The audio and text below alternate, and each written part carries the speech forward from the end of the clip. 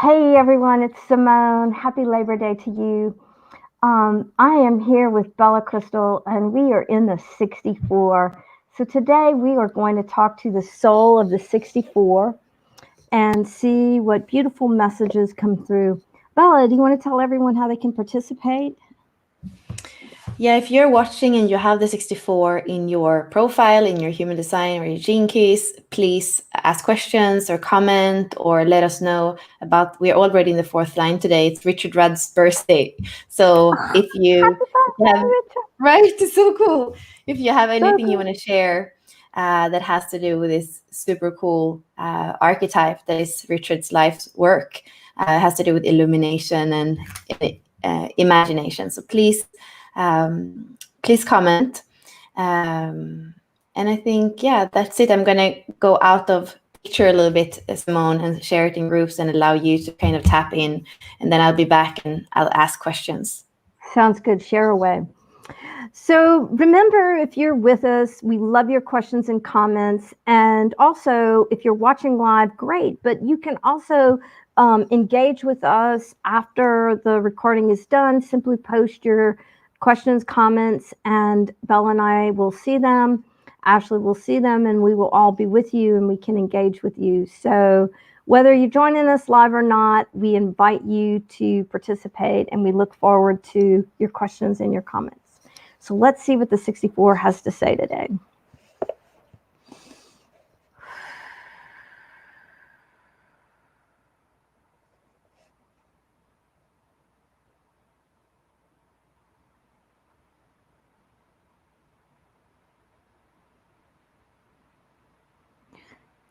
The first thing that I see is it was a geometry that started unfolding, and then it reminded me of the graphic on in some of the gene key work that I've seen. It's almost like the spiral of the DNA. So almost if we were looking at it from the top or the bottom up, what that would look like, and then the angle shifted, and I could see that spiraling dynamic of DNA. And the archetype or the soul is saying to me that it is the consciousness of DNA that we are looking at in these images. And the 64 is saying that it's very important to be aware of the consciousness of your DNA, that your DNA is conscious and that you can work with it. And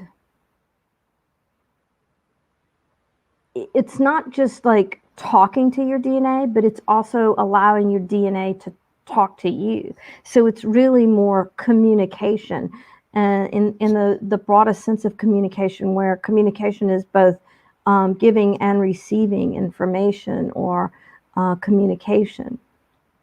And when I shared that with you, the DNA that I'm looking at, the consciousness of our DNA, got really, really super happy and joyful. Like it's opening up to communication in a higher level of consciousness than what we have experienced before.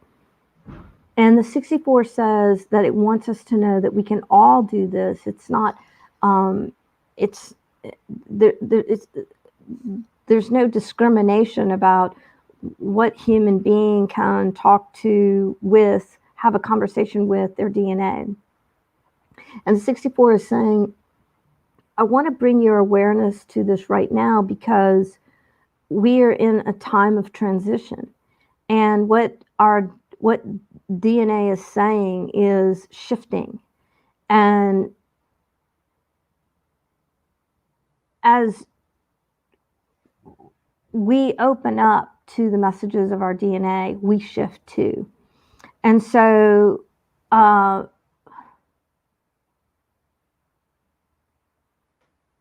the 64 is talking about a collective consciousness of DNA. And that as people are born into earth consciousness, their consciousness is somewhat of a reflection, is impacted by the collective consciousness.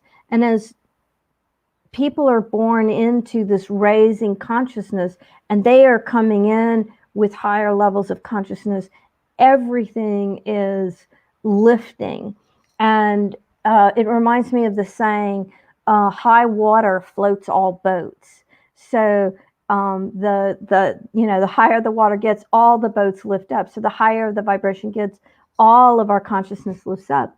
And the 64 wants us to be aware of that, not only in ourselves, but to look around and find evidence of, see the magic of shifting consciousness all around us.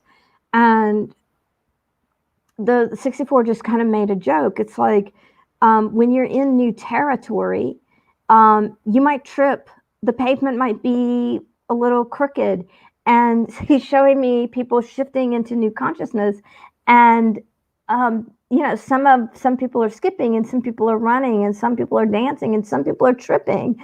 And it's joyful no matter what our entry is into the collective consciousness and the raising of that collective consciousness. So the 64 is saying, have fun and delight in it, no matter what your journey looks like. It might be clumsy, it might be awkward, it might be joyful, whatever it is. Delight in the fact that you are shifting, you are running, you are dancing, you are walking, you are crawling, you are tripping into new consciousness. And the 64 delights in all of that. And the 64 saying is, today is a celebration of the heart, and we celebrate the heart with you. And it's showing me that it's really super excited to have this conversation in the fourth line, if you will, of this transit, because he says that it says that there is a heart opening in and through the world on this very special day, and to rise up and celebrate with everyone this very, very special day. And what the 64 is showing me right now is how quickly people can change, how quickly a shift in consciousness is possible.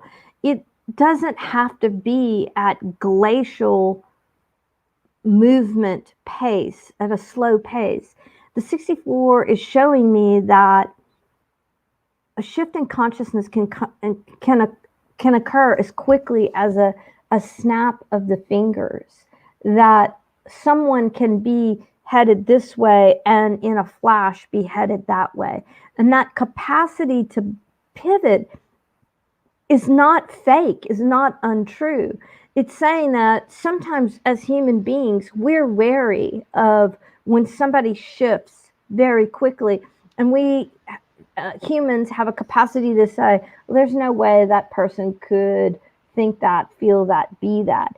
And the 64 says that when there's a magical, instantaneous shift or pivot in consciousness, it can take some of us into confusion, because we're like, how can that happen? There's no way. That's not possible. But the 64 says it is possible for individuals, collectives, to have an instantaneous shift in consciousness, and to be aware of that. And it's showing us a litmus test, if you will, that when we experience a shift in consciousness that's that quick, to go into your body, instead of going into your mind and saying something like, oh, there's no way that person could shift that quickly, is to go into our bodies and feel the truth of it, that the body's not going to lie. If that is a truth, just to go with it and to be in the collective imagination and acceptance of that. the 64 has more to say, but Bella, it wants me to pause and ask you if you would like to contribute or chime in or, participate in this conversation. Yeah, I want to ask about the 64 because I feel like it's a mystical gene key, and it's called in the I Ching before completion.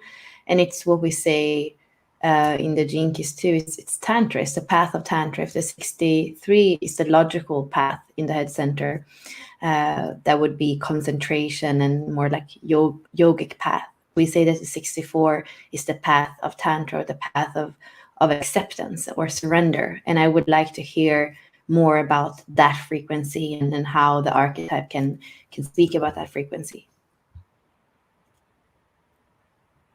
Well, it says that that's exactly what he's talking about when he talks about shifts in consciousness, because what people are shifting to is into presence and being present not only with themselves but with other people. And that when he's showing me that when shifts in consciousness occur, there's an alignment that is occurring between the soul and the body. And that alignment is what allows for the shift in consciousness. So imagine soul consciousness and DNA rebooting together. That's magical.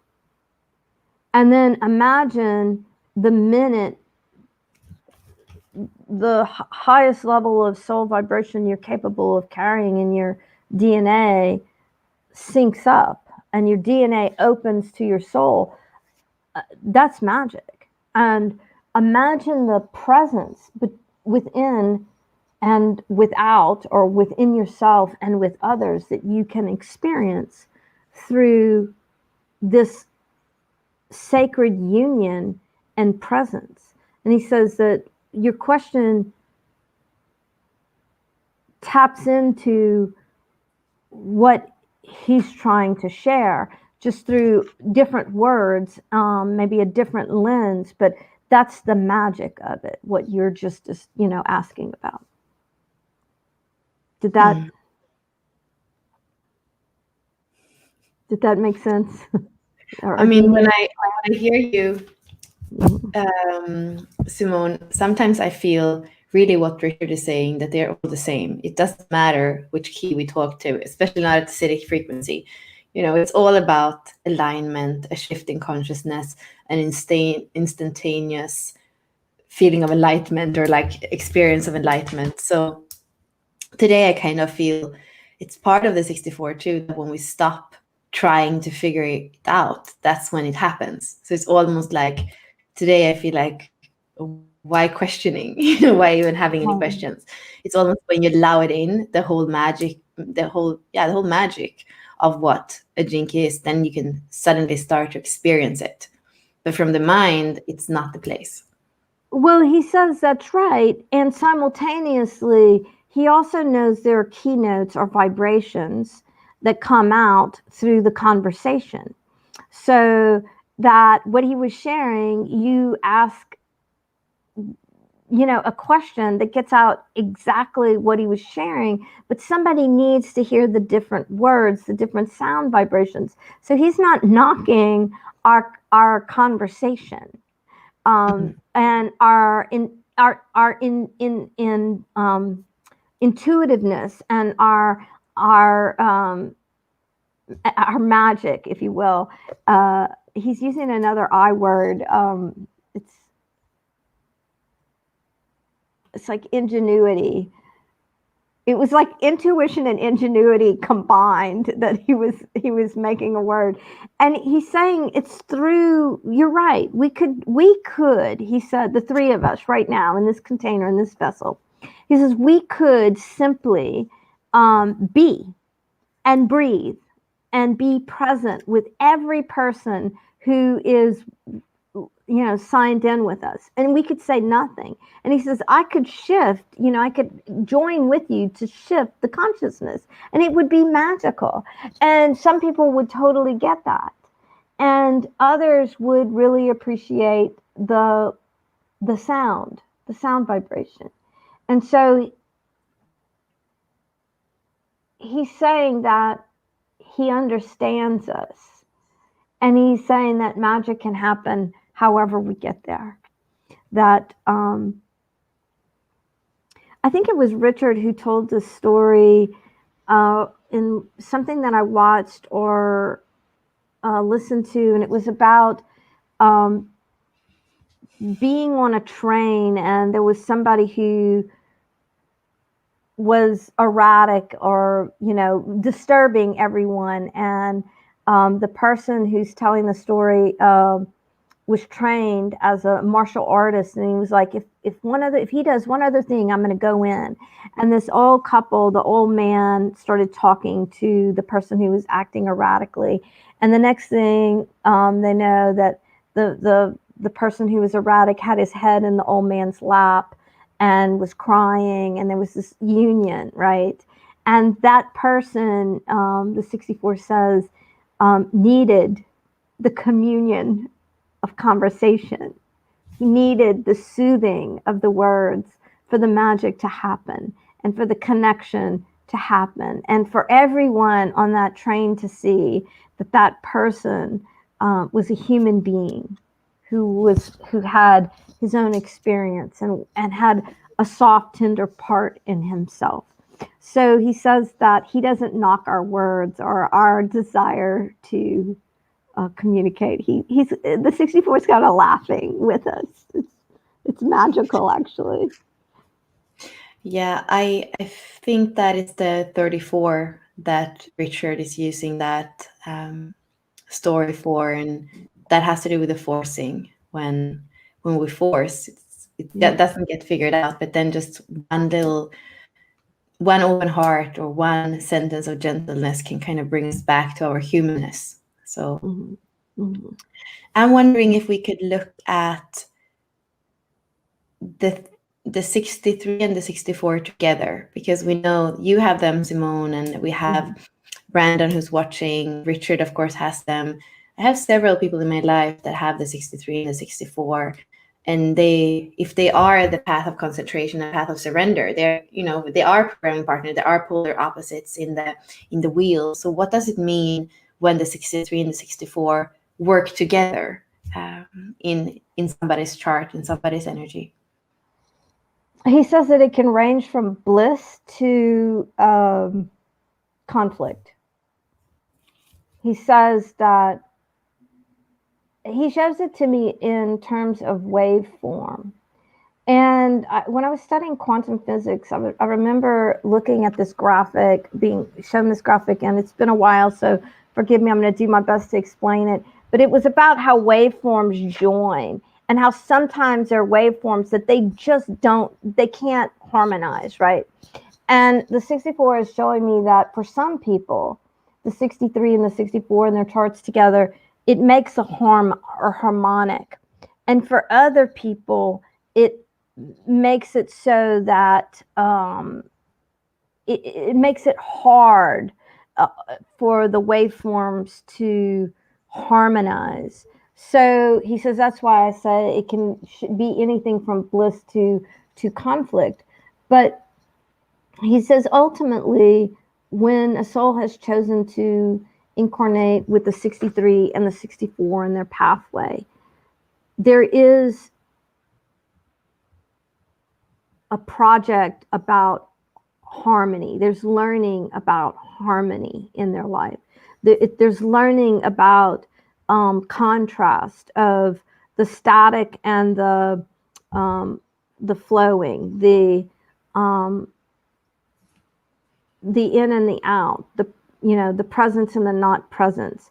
There can be a series of seeming opposites, and a learning to balance the contrast. And the 64 says some people really get it, and they are able to balance the contrast, and others, the contrasts are like those waveforms that just won't, it's hard to harmonize and to balance.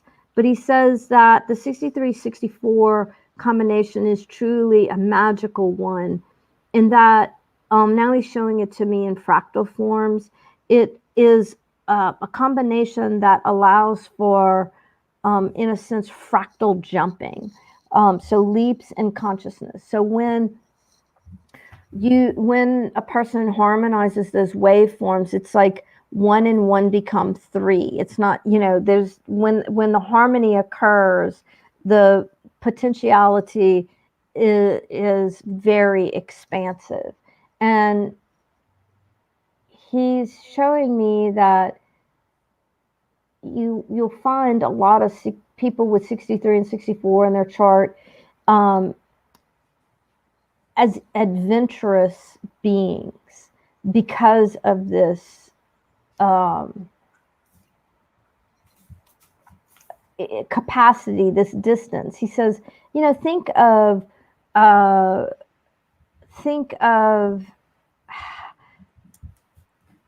a line of energy and the things that are on the different poles, right? And where does that, if you're at one end, you could instantly be at the other, or not. You could be anywhere on that sliding scale. And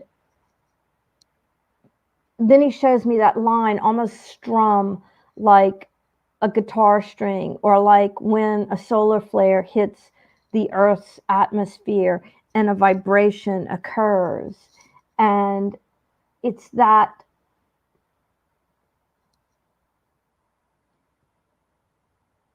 capacity to harmonize that creates the potential. And the capacity is almost, the contrast is almost a catalyst for that harmonic. He's laughing at me. He says, we did that in kind of an esoteric way.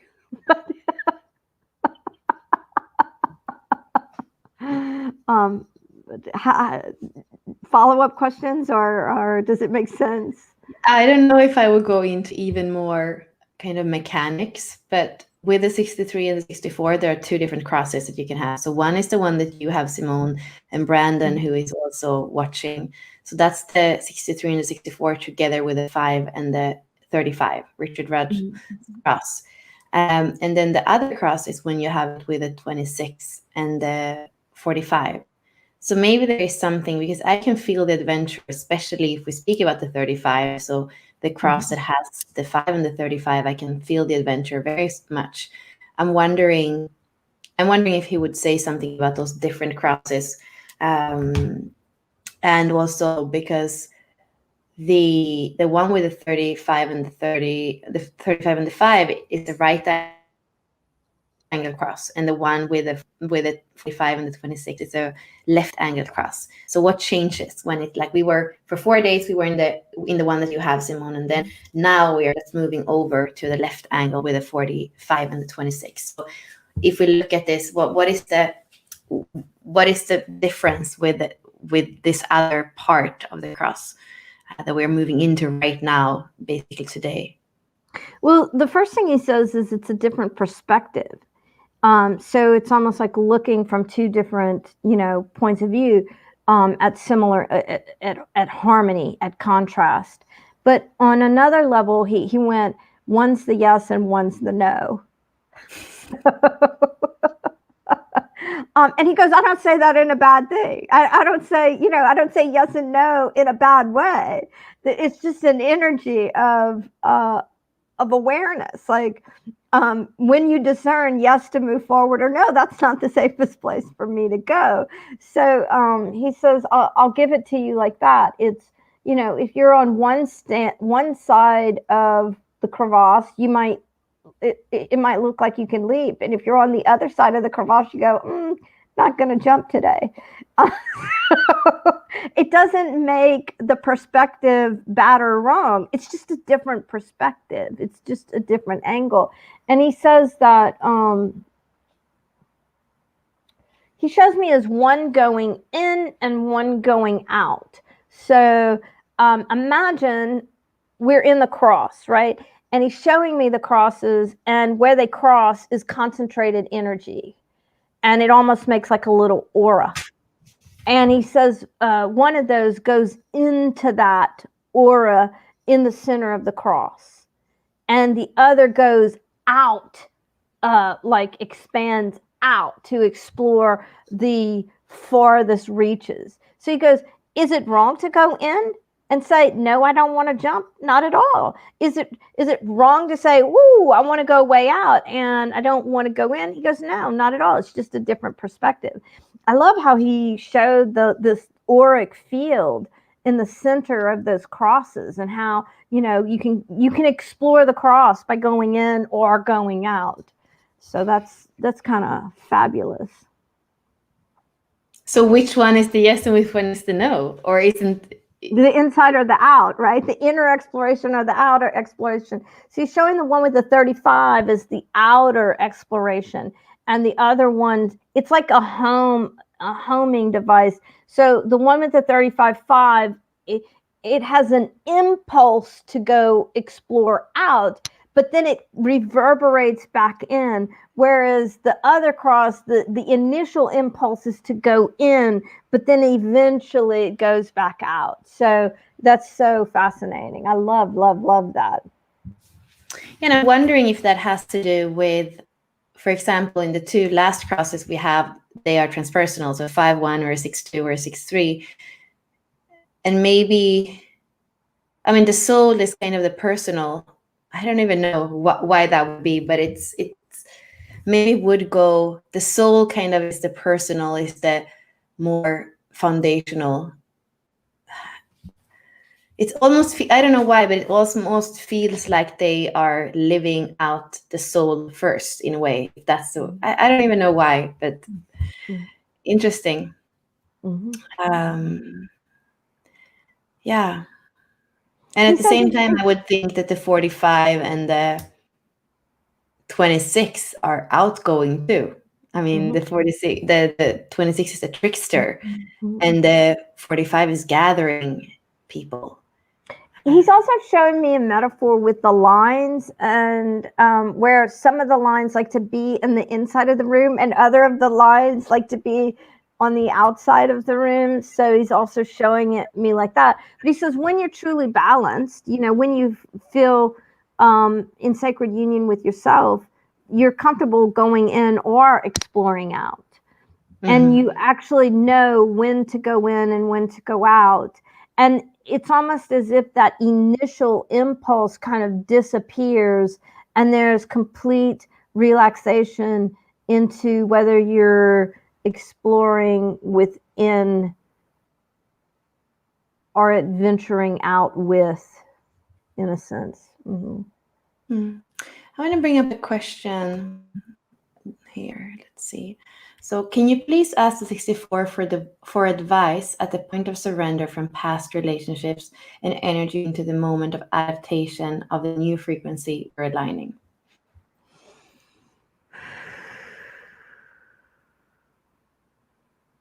Oh, he's the 60, because I didn't really fully understand the question when I'm in the state in the 64, which I know I don't have to. The 64 is saying that, oh, she wants me to get really specific.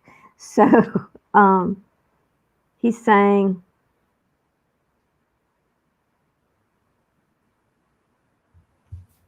he's showing it to me in words and in a symbol. So he's saying that what you're really asking about is about aligning with the truth inside of you. And then he shows it to me as a bell. So imagine that the truth is the knocker of the bell. So you know how a bell has a bell shape, and then the knocker goes within. And he's saying, imagine that the truth of you is that the center of the bell that swings, and that and then you have the truth of you as the bell form, and or the body of you as the bell form. And he's showing me the truth kind of hitting the bell and toning out. And he says that if you know the truth, if you are aligned with and connected to the truth of your soul, and it is within the bell, you will feel the vibration of alignment of truth, and that those who are in relationship with you will harmonize with you or not. And he's saying, who do you want to be in relationship with? And then he showed it to me as if I'm watching all of these bells tolling at once, and they're all different sizes and all different shapes, and they're toning and toning and toning and toning, and it all sounds so beautiful. And then there's another bell that comes in, and it's just kind of like, huh? And it's like, do you want to be in that with that bell? Like, do you want to shift tones, or do you want to stay in your harmony, in the truth of who you are? And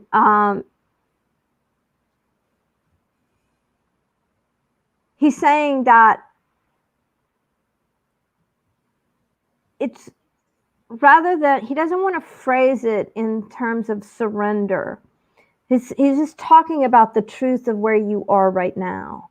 And that he says that bells over time, and he shows me the knocker, the clapper or the knocker, after time, it's pounding that metal, it's tempering it, and over time the sound is going to shift and change.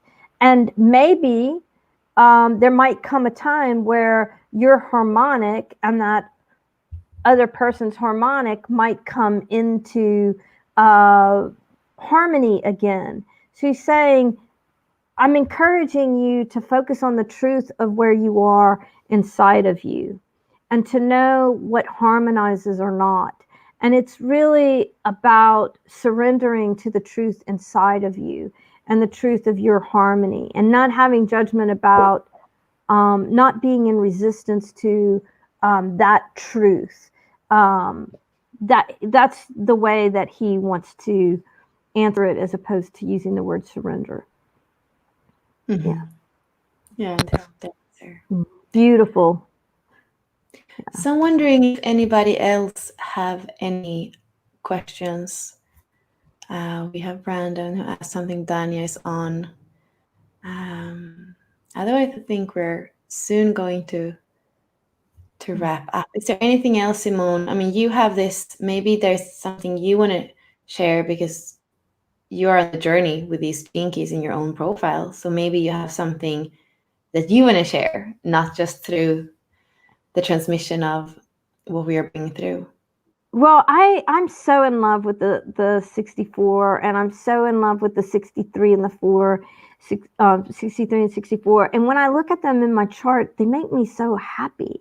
And they are so mysterious. I mean, there's some days where I look at them and I feel like I just simply know the vibration of them without words. I mean, I don't feel like I have to explain them on those days. And there are other days where I look at them and I go, oh, I don't feel like I'm in such harmony with them. And that's okay, and I'm asking the 64. I actually have a question now. I want to hear about the 5th line, because it's something with the 5th line that is kind of the, it's the pinnacle of humanity and that expression of leadership. Like, what does the 64.5 say?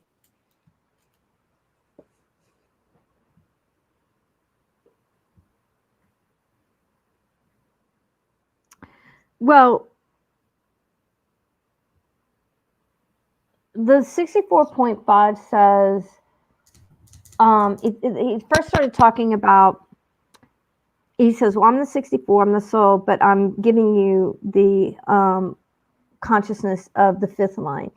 So the picture that he showed me was a leader, and the leader was so grounded, and I could feel the groundedness around the feet, the ankles, and the knees, and I saw the heart of the leader really grounded. And so the 64 was saying that in the line 5, as a leader, it's imperative to lead with the heart, but the heart isn't necessarily where we normally think of as the heart. It's like grounded in heart.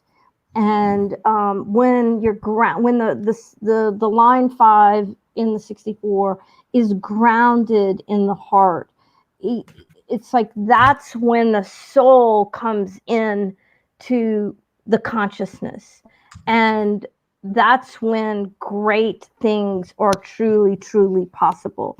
And it's showing me that sometimes line 5s struggle to be grounded in the heart, that they want so much to lead and change the world that sometimes they forget. And it's almost like he's showing me they step out of their heart, step out of their grounded heart. And when they do that, they become like kites, and they're pushed around by the wind, moved around by the wind. And so it's really important for the line, the line 5 in the 64, to stay grounded in the heart, and to remember that when you're grounded in the heart, that's when your soul consciousness can truly move through your vessel, and your leadership can be truly, truly inspired. And that he's showing me how a leader who lifts off like a kite can see all above and thinks that, oh, I can reach great heights. But it's truly the leader who is grounded in heart consciousness that has the greatest capacity for shifts in consciousness, for change, for compassion. And I'm so filled with love as the 64 speaks of this, that it is truly like, it's like the person you see that you just want to reach out and touch as they move by, because you know that they are truly special. And that's that that heart, they're grounded in their heart, and their vessels are just receiving the consciousness of their soul, and they're leading from that consciousness grounded in their physical form. Their leadership is inspired. They're inspired. They radiate inspiration, and it's so easy to follow them. What a beautiful sharing from the 64. Wow. Yeah. That might be the most powerful line in the whole I Ching. Mm-hmm. Truly, truly, truly. I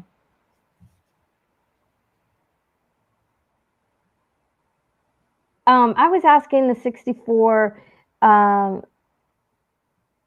he was showing me that sometimes people who have the 63 and the 4 get confused about where they want to go, especially when they're on line 6, because they don't know, they don't, often they don't perceive themselves as seers of the future. And it's really through, it can be through the regular interactions with anyone from, their friends and family, the people they work with, strangers in the grocery store, places that they go, that inspiration and clarity can spark their imagination and illumination. So he says that he's showing me that for a line 6 in who has the 63 and the 64, direction can be confusing. And it often comes in the most magical of ways. And to surrender to the magic as it comes, as it moves through you, without judgment of where the pointers come from. I remember I was on a journey from Arizona to Vancouver Island, and the day that I left, I was in downtown Tucson, and I went to my car, and this raven came and started talking to me.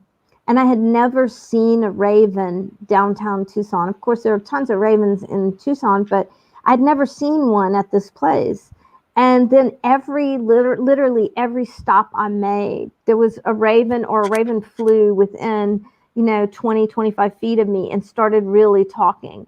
And so it became like my beacon of magic, that I knew I was on my right path when there, I parked my car and there was a raven and it started talking. Or I parked my car and a raven flew in and was right there in the tree and the phone pole, whatever. And so that's what the 64 is showing us, that sometimes the inspiration is, it comes in really, really magical ways. And to be open to the path of illumination through magic, it's, sometimes it's not so, it doesn't come in non-magic ways, if you will. Yeah. So Yeah. Thank you, Simone. all right, well, let's say thank you to the 64. And the 64 says it wants to come back and talk. It says it's just beginning. So I would love to come back sometime and talk to the 64. And thank you, everyone, for joining Bella and I. We love you. We love having these conversations with you. Thank you for your comments, your questions, and your contributions to this conversation. Take care.